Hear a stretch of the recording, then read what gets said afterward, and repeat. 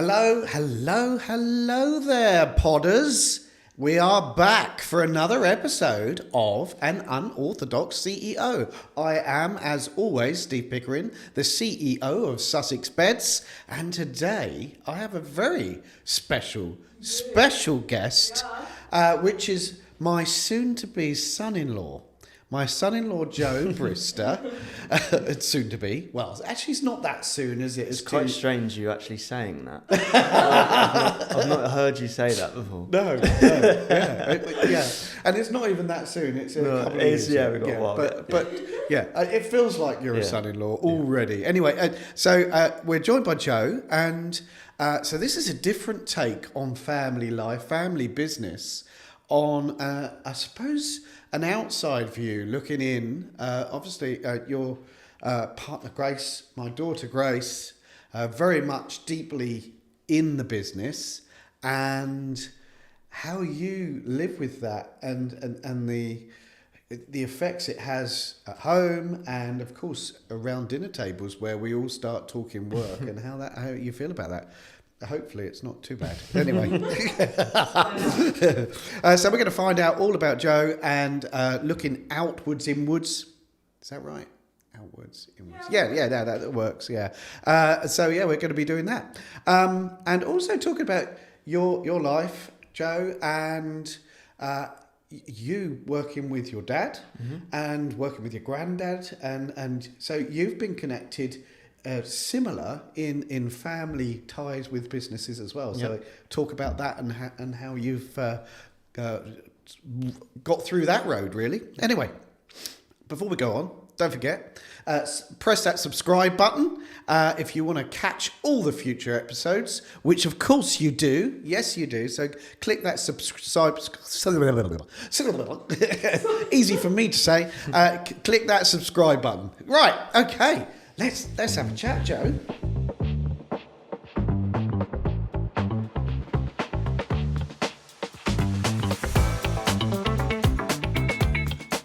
Yeah, are you ready? Yeah. Let's go. Let's talk. Let's do it. So I suppose let's, as always, let's begin with school and your growing up life. Really. Yeah. Tell us a bit about you and your life. School and how you come into the world of work. Yeah, so thoroughly enjoyed school. I think with people saying, school is the best time of your life. Yeah. It is. Yeah. Loved it. Sometimes mixed with the wrong people. Yeah. But I always had, my dad to sort of point me in the right direction and take me away from there. Yeah. But yeah, always attended, done all right, done, average. Yeah. Got a few GCSEs, nothing amazing. Didn't know what I wanted to do. No. Was kind of football mad from a very young age. Yeah. 2-3 years old. Football on my feet. It was, just everywhere. Well, everywhere I saw a football, I was kicking it. So, loved football. Done a lot of sports. Went to William Parker. Obviously a sports college in Hastings. Lots of friends who I knew from outside of school went there. In football teams, so got on quite well. Was always in, not the popular group, but that sort of I call it middle sort of ground. I wasn't a loser. I had friends. School was good. Loved that. Obsessed with football. Every weekend, football games, midweek training. Was quite good. Did you know what you wanted to do? No, not really. Not really.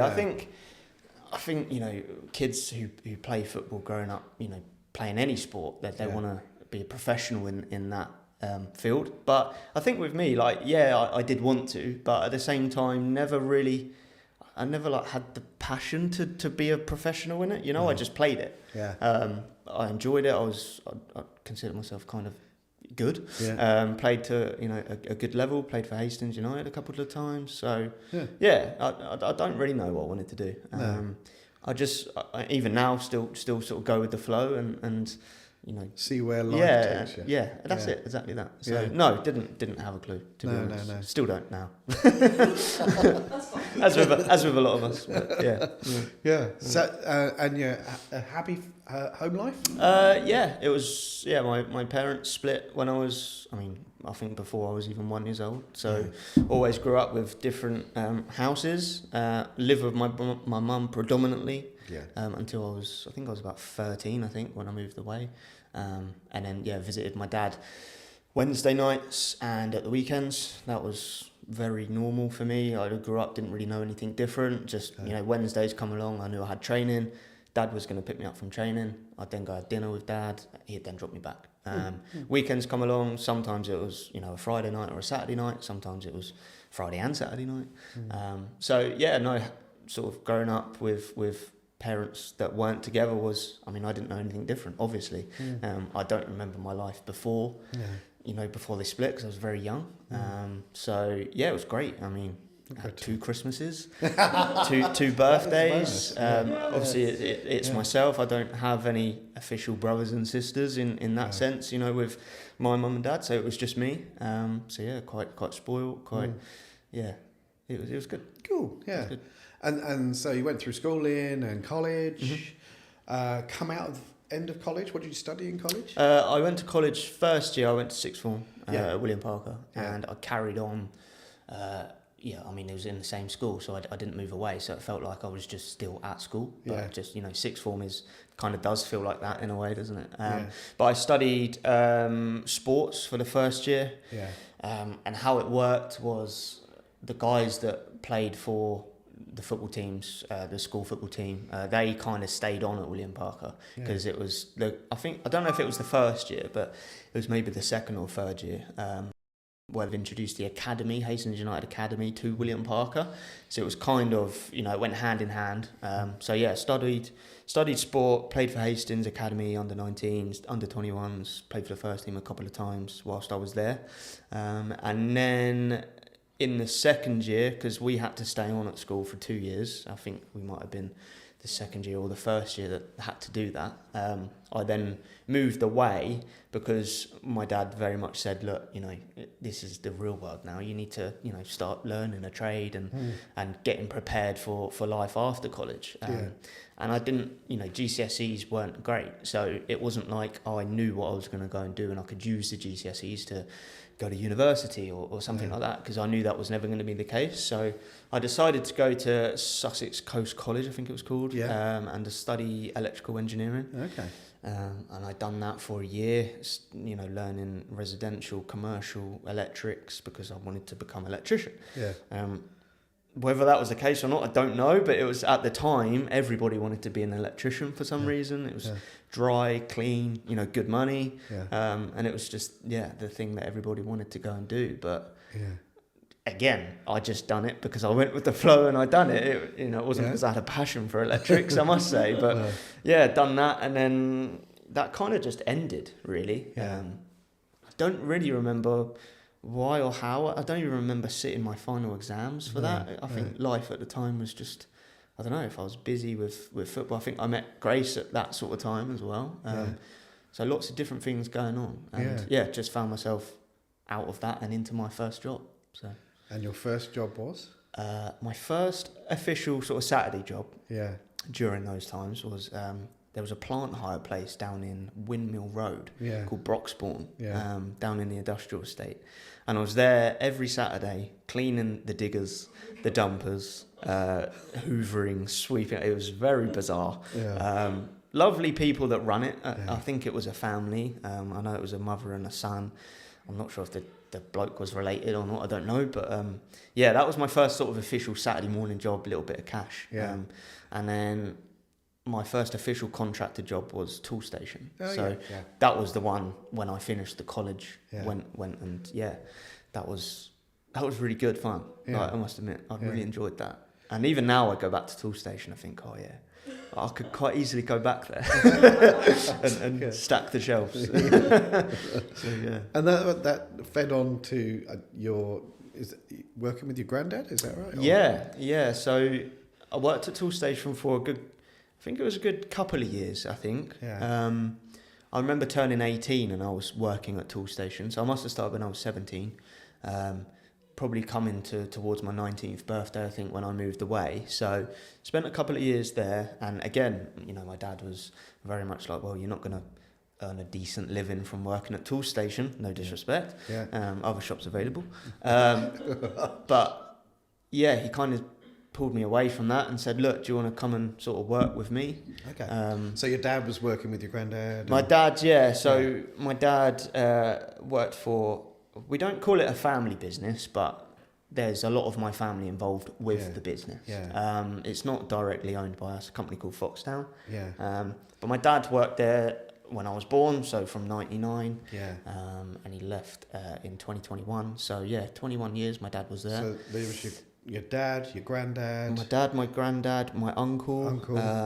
My other uncle, who isn't officially my uncle, but I class him as. So, yeah, very much a lot of family involved. And it was very much a, you know, as much as it wasn't a family business, I knew the directors, family, it felt family. Yeah.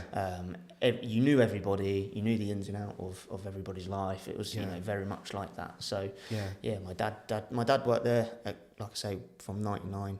My granddad, the same. Yes. So the company was founded in 99. Yeah. My granddad started on day one, and I think my dad did as well. So, So your granddad headed the business? My granddad, co-headed the business. So Foxtown, as a groundworks business. In the construction industry. My granddad was, I guess, a co-founder in that. I don't know officially, but to me, he was. Yeah. He headed it as the construction director of the business. And so my dad sort of worked his way up through the ranks. So you started at the basics? I did, yeah. So, you know, as we all do, you know, in the trade, whatever trade that is, we all start at the bottom, learn the foundations of it, and foundation. See what you did. Yeah. He's here all afternoon. I've been waiting for that one. Right, I'll line them up. And it's quite good for me actually. I'm surprised I didn't mess that up. Started from the bottom. Ground worker, getting picked up at silly o'clock in the morning, 6 o'clock in the morning, 5:30 in the morning, depending on where you sort of worked. In a dusty, dirty old van.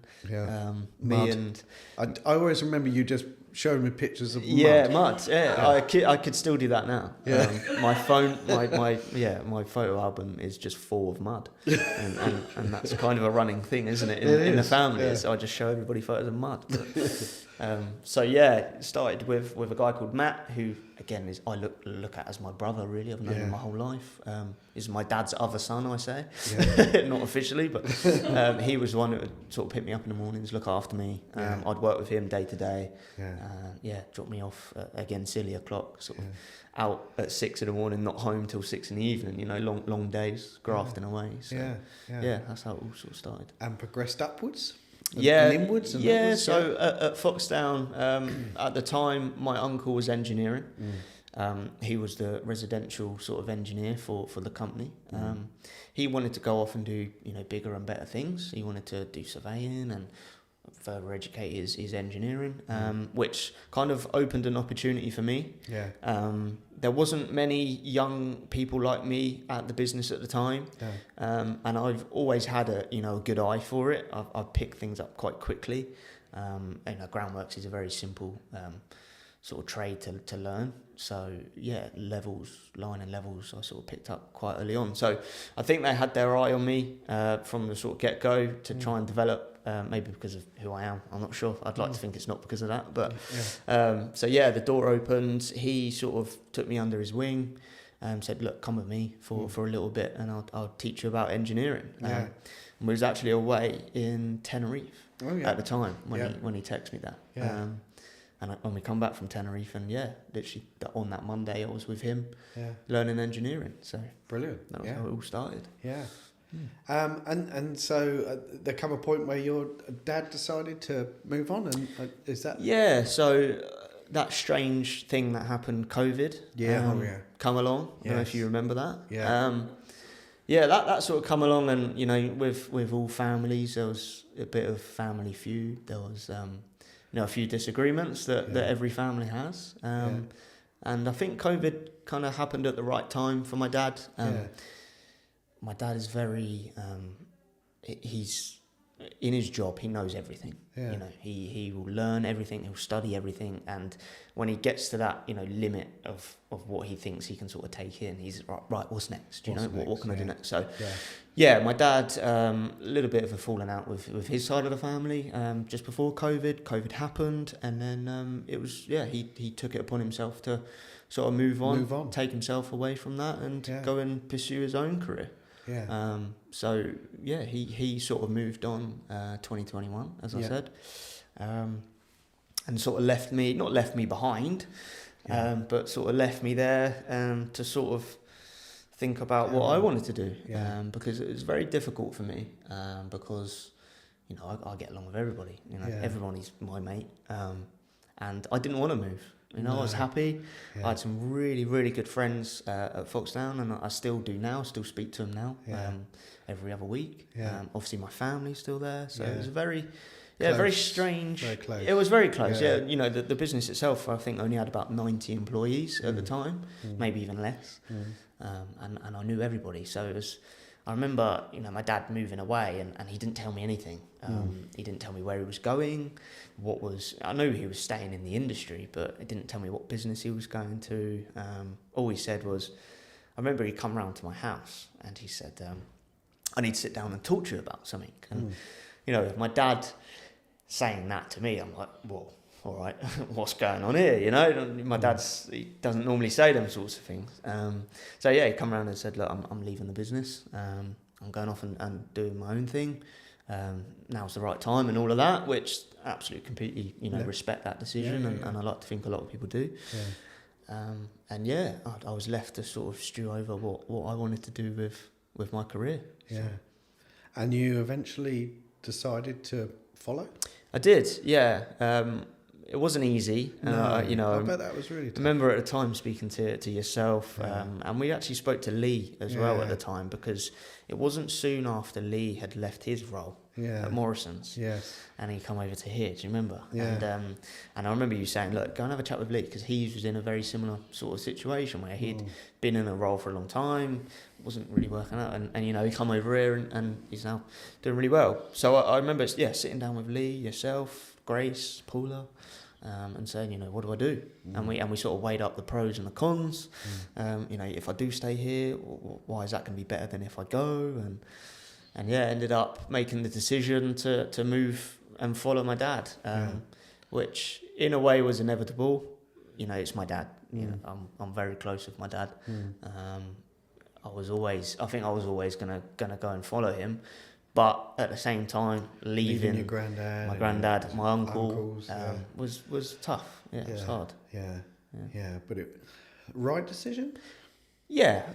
Looking back at it now, you know, no regrets and all that. I've, you know, become who I am today and the role that I am doing. Maybe I wouldn't have learnt that there. I don't know. Maybe I wouldn't be doing the training and the certificates and the courses that I'm doing now there. I don't know. I might have. Yeah. It's one of them things. And now you have how many people working? So, I've kind of developed in the engineering role now, and I've got my own team. 7 engineers. You know, various ages. But the business itself, I mean, we're in the hundreds, you know, 500, 600, 700 employees maybe. That's a guess. Could be more.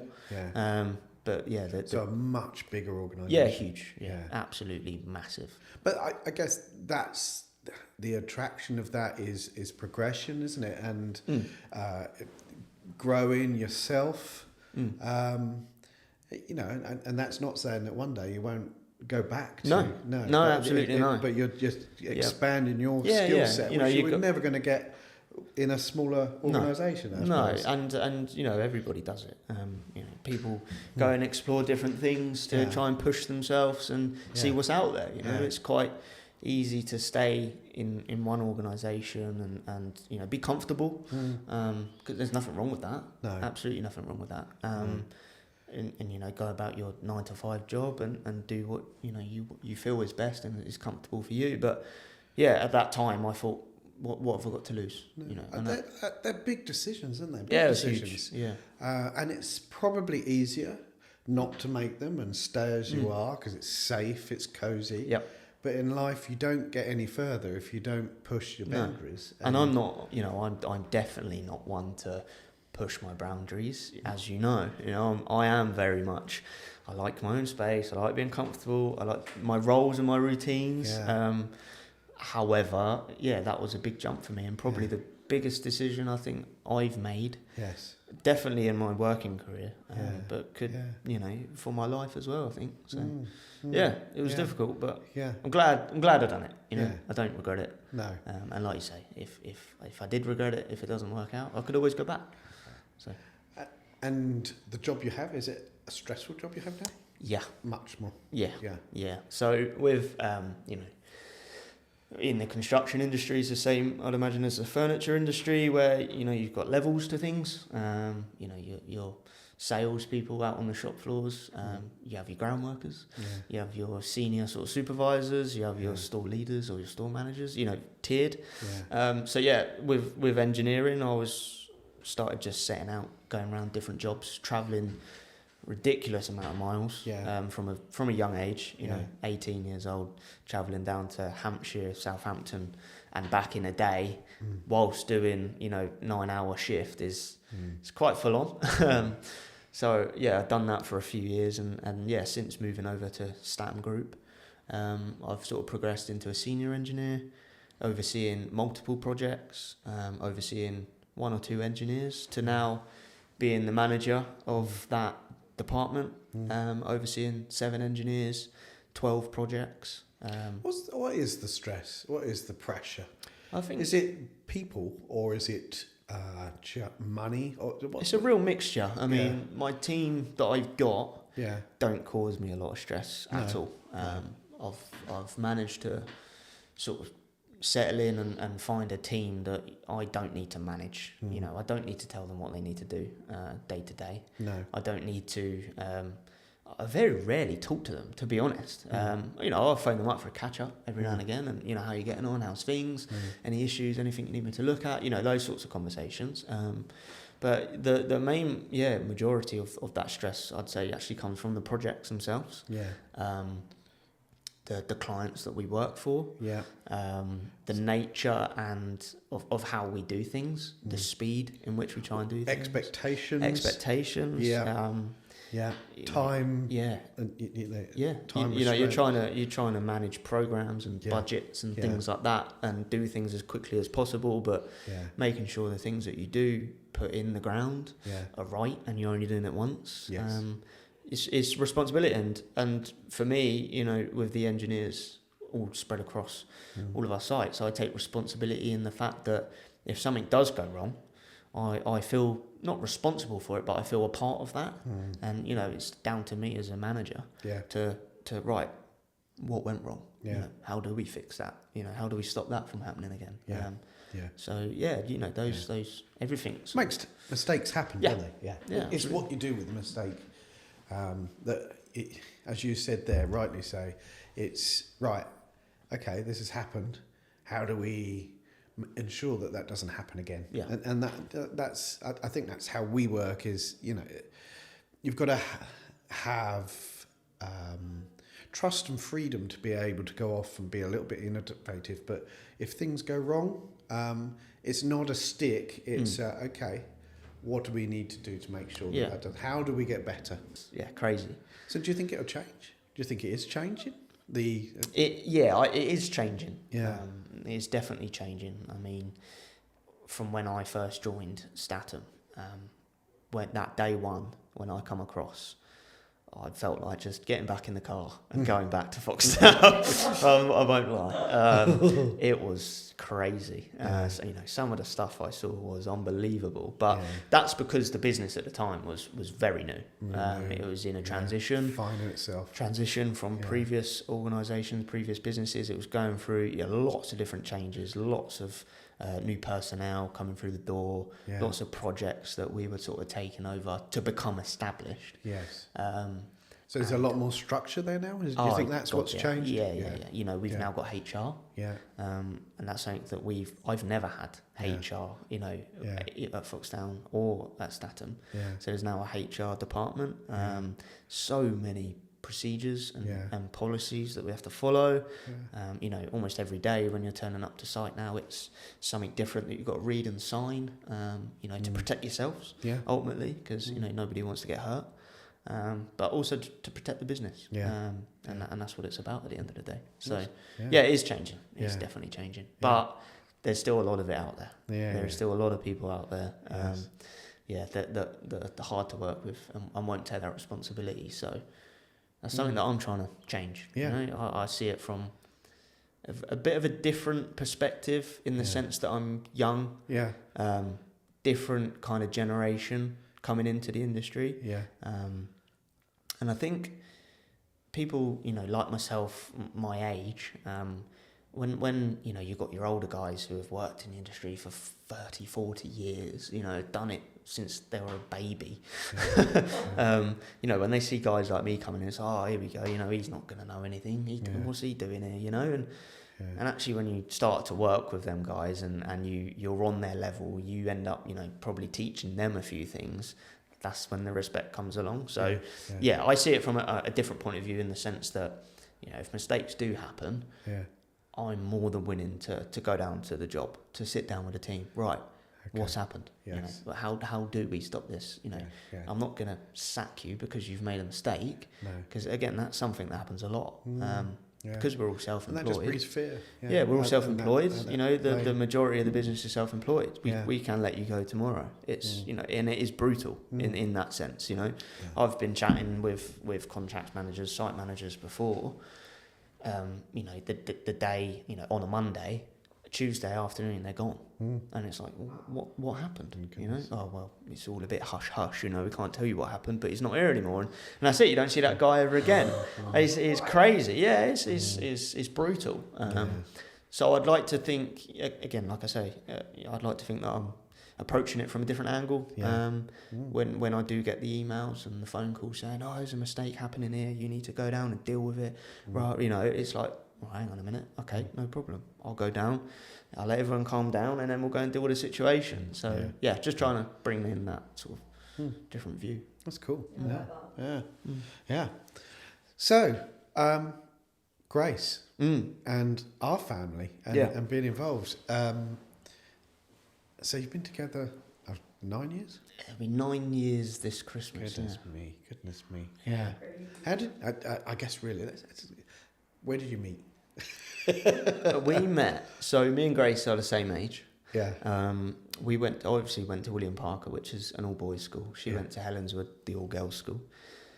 Well, she wasn't there during the whole time. She flitted from school to school. She floated, but I'll always remember her from Helenswood. So we went to similar schools. I knew of her. I know I say this to Grace now, and she laughs, but I always saw Grace as, you know, being in that popular group at school, you know, the group that was above me. You know, you sort of look up to that group, you know, the trendsetters at school, I used to call them, you know, the white socks, you know, like the white socks, like the kids that wore the white socks. They'd then set the trend for school. Then everybody would be wearing white socks, you know. So I put Grace in that bracket, and she always laughs. And we went to a house party. I was working at Tool Station at the time, and I remember finishing my shift, and I had a few messages maybe on a group chat or something, and it was, all right, house party here, meet at 8 o'clock, pre-drinks, and that was it. Finished my shift, went home, chucked on some clothes, sprayed some aftershave, went down to the house party, and Grace was there. Didn't speak to her once, I don't think, during the time that we was there. Like, not at all. I remember just being in the corner, like with my mates, having a laugh. And for those that know Grace, this next bit probably won't come as a surprise, but every time we sort of passed each other, whether that was in the hallway or you know, in the front room, she'd kick me in the shin. Now, you know, like I said, for those that know Grace, it's probably not really a surprise, but you know, and some people will think, what the hell? Like, kicking you in the shin, how was that, you know, attractive? Like, but I don't know, I guess it was. And yeah, she kicked me in the shin a few times. And that was it. We didn't speak. I went home. I had a strict curfew when I was that age, so I had to be home by 10 o'clock.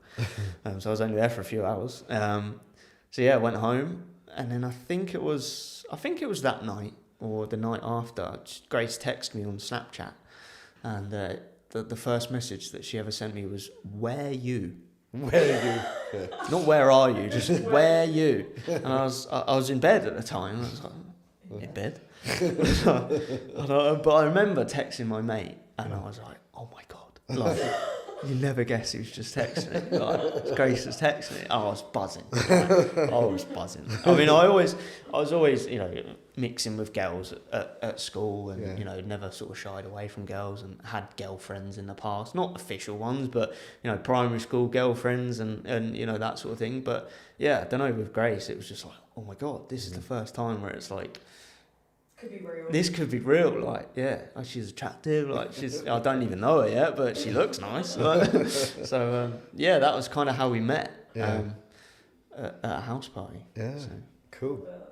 And quickly, I guess fairly quickly, sort of come into the family. It did, yeah. I think at the time, we were 16, 17 at the time.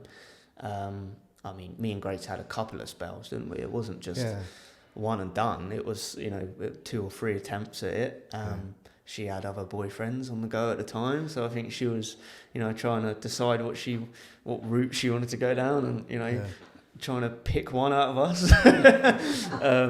But yeah, so it wasn't smooth, but it wasn't long. No. It wasn't long, and I think it was at the stage where I started to earn my own money, and my dad was like, look, you know, you're living at home, you need to start paying a bit of rent. And I was like, oh, I don't want to do that. No, I work at Toolstation, Dad, you know. I earn like £4 an hour or whatever it is. I can't afford rent, like, and I just remember visiting your house on an evening after I'd done my shift. I'd get a taxi from Toolstation to Harley Shoot, and we'd go in, sit in Grace's room, chat, fucking laugh, whatever. And that was it. And that happened a few times. And I remember texting Grace and saying, look, I want to meet your parents. Like, I want to actually meet them, because I used to just walk past. Yeah. We'd be in the lounge. Oh, right. Paula and Steve's lounge, you know, for those that don't know, there's a front room, isn't there, sort of on the bottom landing, and the hallway sort of passes over the top. So you could quite easily sneak through without, you know, noticing. And I used to do that. I used to just walk straight past. Not because I was being rude, but I just, I don't know, I didn't want to say hello. So after a few times, I said, you know, I want to meet your mum and dad. And I went there one evening, and Paula was sat in the front room, and I was stood there on the top landing, and I was like, oh yeah. She says, all right. I was, yeah. And that was it. I was like, this is awkward. I was like, anyway, I'm going to go. No, didn't really go as planned, but that was the first sort of encounter that I had with Paula. I just can't really remember what happened from there. Because you started living with us. Yeah, I just sort of moved in. Yeah, I think it was just by stealth. It was. I just gradually, I think, you know, started staying over a bit more. We started going out, you know, down the town, house parties, and finding myself staying at yours, and my clothes just started to pile up at yours, and that was it. I just found myself there, and I do remember packing my bags at my dad's house. I remember putting them in black bags and moving over, but I don't really remember on the, you know, whereabouts on the timeline that was, but moved in. I was there. and then you discovered that the family business. So did you have any idea what? Absolutely no idea. No. And so Grace joined the business, and I suppose the discussions began. How do you find that?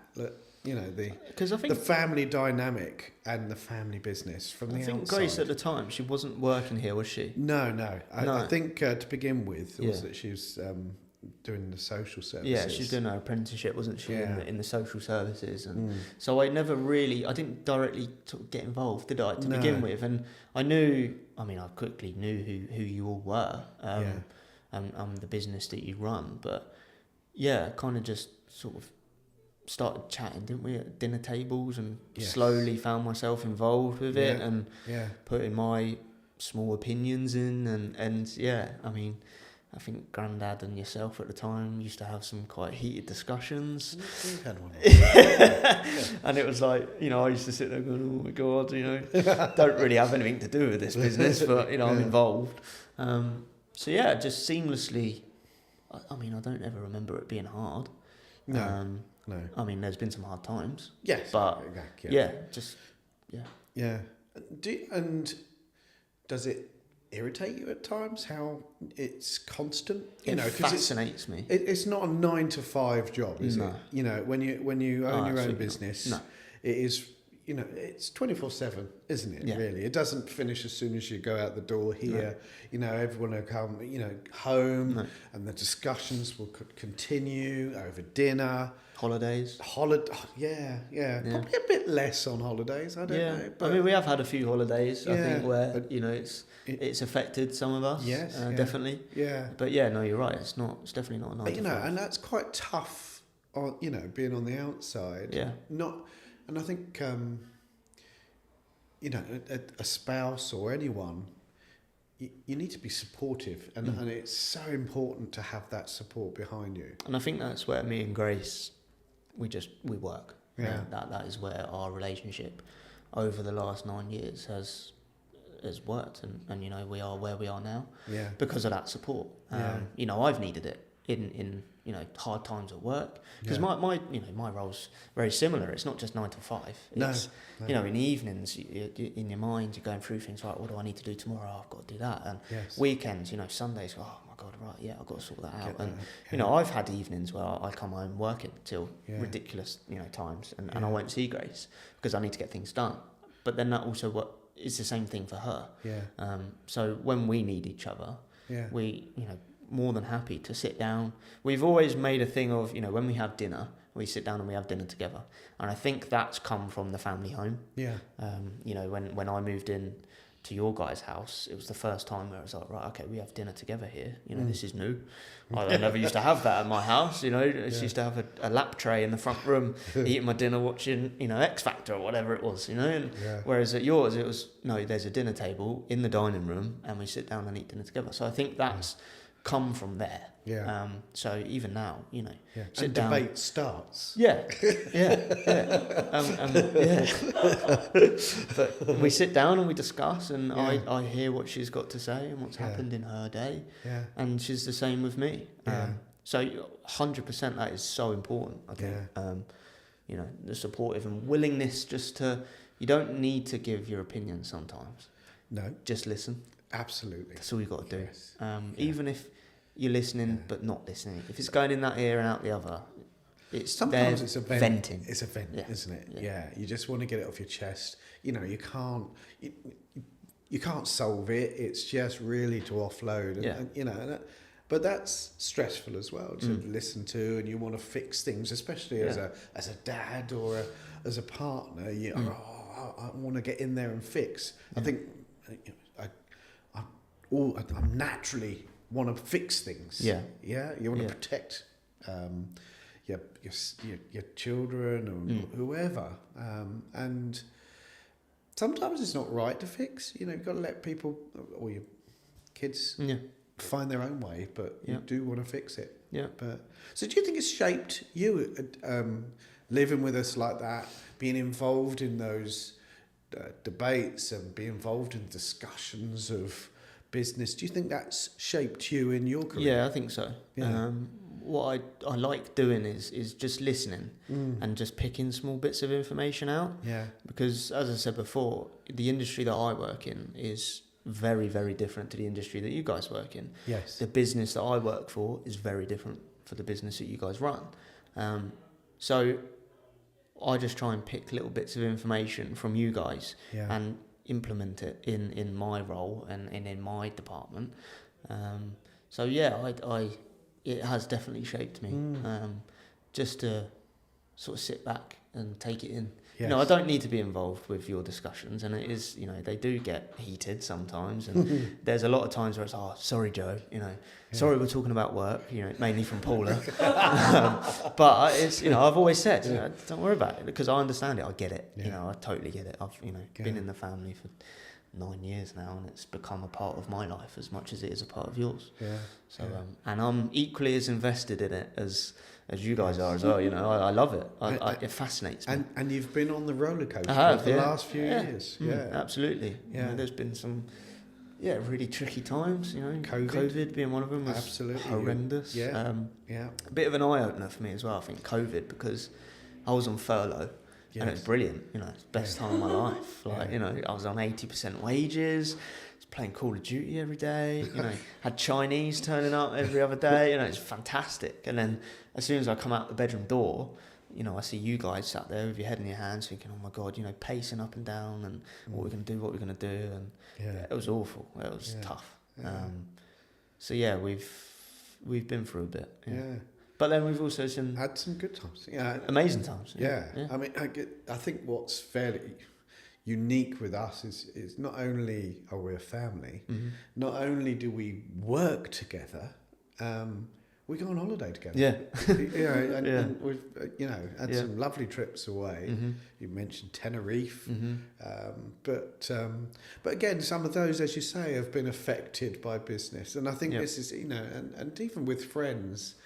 The last couple of years, the roller coaster of the last few years, it comes with you on holiday, doesn't it? I remember last year we went to Turkey, wasn't it? In the first few days, I'd had a bit of a shit running as we come away, and really I was quiet for the first 2 or 3 days. Went in the hammock, read a book, but so you have to deal with that as well. Really. And then we had probably the best family holiday that we've had in a while, haven't we? I think we all said, the end of that holiday was incredible. The start of it. That was Rhodes. That was Rhodes. The door, the fly door, the fly net. That was Rhodes. Because we're going to have to talk about it now. So we was in Rhodes, and we had a villa, and it had a fly net across the patio doors, slid across. And Joe come walking through and bounced off it. So, Joe's a lot smaller than me, you see. I was the first one to give it a go. And so we had to keep warning everyone, don't forget the fly net's there, slide it open before you come through. So it was quite a thing. Anyway, one evening we'd had a few lemonades. And I said, does anyone want another lemonade? And there was a few people who said yes. So I went off and made a few cocktail lemonades, shut the fly door, got me cocktails, come walking through, and I walk through this door, and the whole thing comes off its hinge.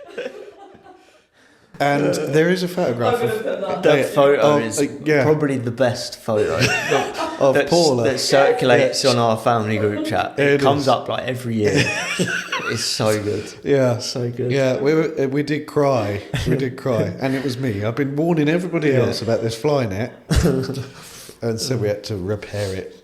And so that was So we've had some good fantastic times. But you do see it all, the ups, the downs. And your support is very much appreciated. But I just kind of stay out of it. I know my place. I know I can tell by the conversations that you guys have. Do I need to get involved with this? Can I say that? Should I just shut up and listen? And that's where I sort of think, I'm quite good with it. I do just kind of let you guys crack on, and it's become very normal for me now. So I can just go off and do my own thing, or just sit there and watch telly or whatever. So no, it's good. It's nothing that nothing that I dread. No. Nothing that I think, oh God, here they go again. Absolutely. Get me out. Yeah, not at all. As I said, it fascinates me. So I'm very much involved in it. Yeah. And so outside of work, what's your de-stresses away from work? So at the moment, I think my de-stresses are golf. Yep. Obviously, I play a lot of golf. Yeah. Recently become a member at a local golf club. Yeah. So that's one of them. I got gaming, play a bit of games. But we've also bought the house, which is very much like full on, DIY, getting your head stuck into things that you've not done before. Yeah. So that is, as much as it's hard work, it's a way of de-stressing. It takes your mind away from things. 100%. Yeah. But even listening to podcasts, when I'm driving home after work, as soon as I'm leaving the site or the office, wherever I am, I love listening to podcasts. Yeah. So, I'm fully up to date with this one, by the way. Lewis's one come out yesterday. Yeah, Lewis, I'm not as gifted as Lewis by the sounds of it in his football career, but I didn't quite have the introduction that Lewis had. It's fine, I'll let him have it. I didn't bring anything. I bought a dog. Did bring a dog. Yeah. That's cool. Yeah. So, should we? Are you ready for a few quick fire questions? Yeah. Yeah. Let's go. You ready? I haven't looked at these. I know. I haven't. I've not looked. Yeah. Okay. Are you ready? So we're going to do some quick fire questions for Joe. Question number 1. Yeah. You can only pick one. Oh God. Playing golf or buying and selling football cards? Playing golf. Oh, is it? Oh, yeah. It's easy. It's easy. Is it? Yeah. The trading card thing is a new hobby. A new hobby, yeah. Yeah, and I love it, don't get me wrong, I've got my own little collection going on, but, I can deal with not having that in my life. Okay. Yeah. But golf is... Yeah. There we go. There's just something about golf, being out, in the open air. Yeah. With your mates, hitting your bad shots, hitting your good shots, and just having a laugh and enjoying it. So see, that's the difference. When I used to play golf, it was all bad. All bad, yeah. I mean, I have my days where they're terrible, but it only takes that one shot, and that's what keeps you hooked. Okay. Yeah, because you'll play the next week and think, oh, I've done that, didn't I, the other day? I'm going to try and do that again. Yeah. And, no. I was rubbish, as with all sports. Yeah, I think I tried too hard. I'm going to whack this thing. And that's the thing with golf. Yeah, you really don't need to try hard, and that's where a lot of people go wrong. Oh, it is. Yeah, I think I'm going to whack this. Yeah, and it'll just dink a few inches forward. Yeah, exactly. And then the next minute, I'm like, oh well, I'm on 50 shots. Yeah, ding, and it goes. It's like clubs broken, bags in the trees. I did wrap my uncle's club around a tree once. Oh, I wonder where you was going with that then. The ball was by a tree, and I whacked it, and I went around the tree, and it just went in half. Anyway, sorry, Les. Question number 2. What is the most enjoyable part of your job now? Oh, good question. I think the socialising, I think, is probably the best bit. Yeah. In terms of, I'm constantly meeting new people. Yeah. Constantly dealing with new clients, new personnel, but also within the business as well. You go to different jobs and there's new people, and it's like, nice to meet you, mate. What do you do? And I like that. I like being. I guess flexibility is also another one. Yeah. I very much sort of run my own calendar, my own diary, so I can sort of manage where I need to be. Yeah. So that goes hand in hand, I think, with it. You know, if I think, oh well, I haven't seen him for a few weeks, I'm going to go up there and see him, and then he's got a new team, and it's that's probably that side of things. Yeah, that's cool. Yeah. Okay. Question number 3: if you could describe the Sussex Beds family in 3 words, what would they be? Oh, God. The words, not the family. Yeah. What would the 3 words to describe Sussex Beds family? Passionate. I could probably go better than that. Go on. Yeah, I guess passionate, but the most passionate people, I think. Yeah. Okay. You know, drive, I guess, is passionate. Passionate. God, 3 words. 3 words. Yeah. Oh, you stitched me up here. Or, you can just have one if you want. Passionate. I just have to have the one, you know. Okay. All right. We'll go with passionate. We'll go with passionate. Yeah. Lovely. Otherwise, we'd be all day. Yeah, we would. Yeah. That's, Trying that's to think. fine. And I think that's safe as well. Okay. That's a safe one. Okay. Question number 4. What is your favourite memory of us together? Oh, that's a nice one. Favourite memory? Yeah. So is that us as a family? Oh, to us. Us two together. Us two. Do you know what? I think us two. Yeah. Something I always go back to, and it probably wasn't a brilliant time for you. Okay. Because it was in the second COVID. Yeah. When we went to, when we go down in near Southampton, that little island. Hayling Island. Yeah. Hayling it was Island. Just before we went the there, didn't we? COVID. And it was horrendous weather. It was. Me and Steve were walking along the and beach. the worst beds. Awful. It was. Genuinely awful. Yeah. And we decided, for some stupid reason, we're going to go for a walk with the dogs. We did. Paula and Grace, I think, went to get their nails done or something, pampering session. So we thought, we'd take the dogs out and we'd walk along the beach, and there was a pub right at the end, and we're battling these winds like horrendous. We're trying to talk, we can't hear each other because this wind is so hard. The rain was coming down as well, wasn't it? Yeah. And we battled our way to this pub, and I just remember sitting in the pub, all windswept, rosy cheeks, like this, and we had a couple of Guinnesses, didn't we? We did. Guinnesses and some burgers, and the rugby was on. Your rugby was on. And I think of that a lot more than I probably should. But it was a really nice moment. It was just us two, wasn't it? Yeah, it was. With the dogs. Yeah. I think Humphrey was kicking off or something.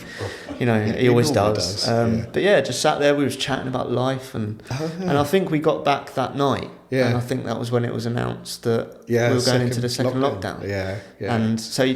Yeah, probably not the best time for you, but in my mind that was quite lovely. Nice. Yeah, quite a nice time. That was nice. Yeah, it was good. Yeah, that's cool.